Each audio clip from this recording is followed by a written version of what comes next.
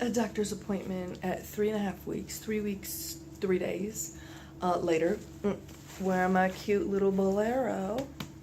Super cute. Just getting checked out, and so I thought I would kind of give you a glimpse of what an appointment looks like. You can see behind me. Please go ahead and get undressed. And there's my clothes and my purse, my bottle of water. Yeah, go ahead and come on in and get naked for us. And then I'm sure they'll just have a look, and we'll see if I'm gonna get saline today. I hope so. Well, no fills. In fact, it was kind of a quick appointment. They took a look at me.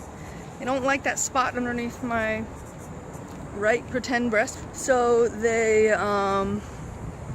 really just looked, took notes, and said next week it should be good enough that I can see my actual doctor instead of just the techs and my nurse. And hopefully next week air comes out and saline goes in. But this week, no change. Stay the same. So we're at 3.5 weeks and same old same. I do want to talk a little bit about my bill that I got yesterday, but I need to get my car keys out, so hold on. So the bill that came yesterday on measure of $200,000. I'm not counting the 2 surgeons that I had in the room, and they will bill out separately. So $200,000 just for hospital bill. So what I wanted to talk about was the fact that, not to get on a political trip too much, I feel like universal health care is absolutely, it's got to be a thing.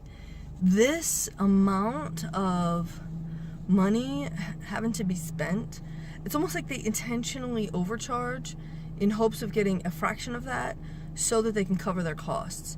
And that's just a shame. I mentioned it in the office just now, and that's basically what the girl said. She said they have to charge in hopes. So if they charged you $9,000 for drugs, they might get $900. And I was like, there's something fundamentally wrong with that system. I will say that I am ever more grateful that I have insurance. Of course, as you guys know, if you followed my vlog at all, there was permission and then more permission, and then doctors who refused to do the surgery, and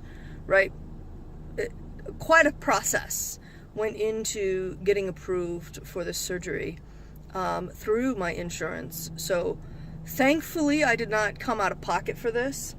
I can't even imagine, considering, you know, as of a few vlogs ago, it's official, this was a preventative mastectomy, a voluntary or elective mastectomy.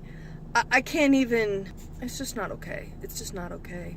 I am a little stressed and concerned that my portion of that bill, even if it's only 10%, that's a lot. You can buy a car for that.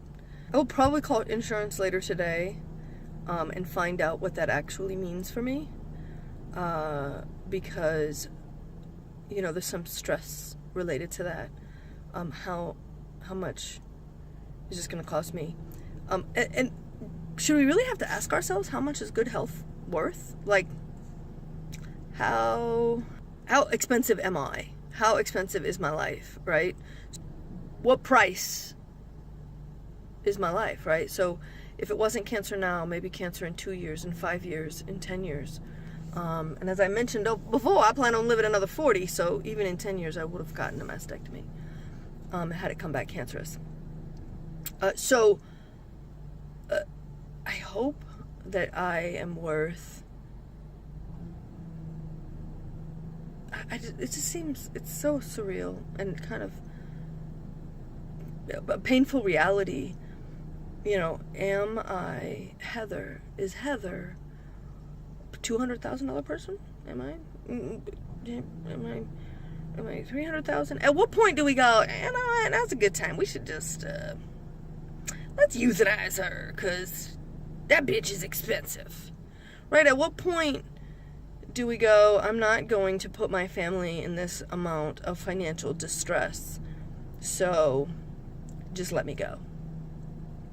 The fact that that's even a thing is sickening. And this is just one journey. What about people who have, pick an illness that takes someone down to their knees and requires consistent medical care, and then make them have to decide, how much of their financial worth they want to invest in surviving. It's crappy.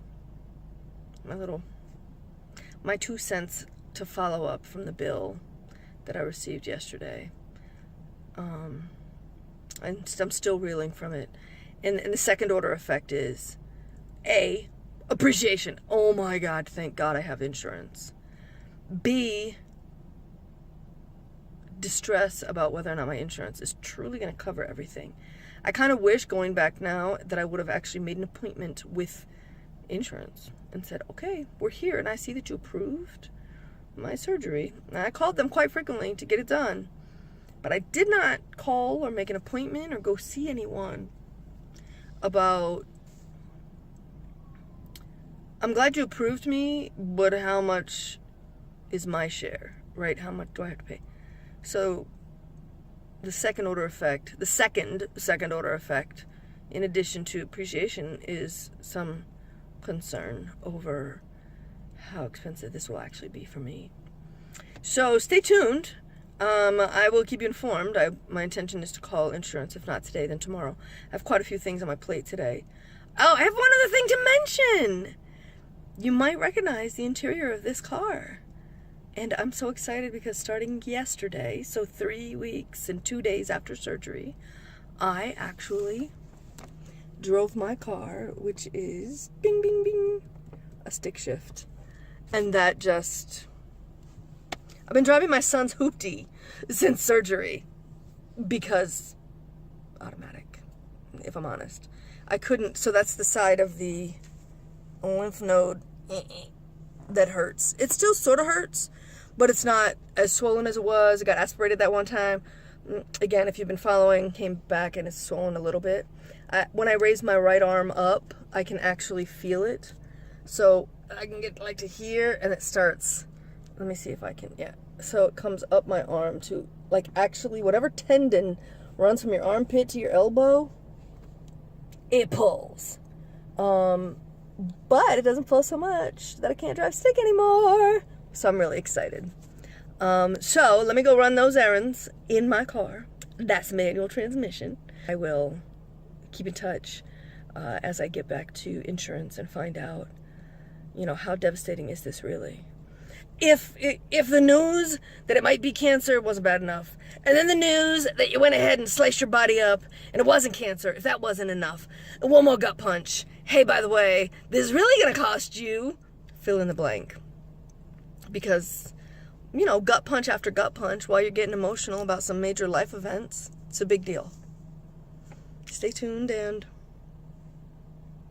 subscribe, and I'll let you know how it goes. Thanks so much for being a subscriber in the first place. Certainly ask questions. Let me know if you have anything that you want me to discuss or a question about what's going on in my process.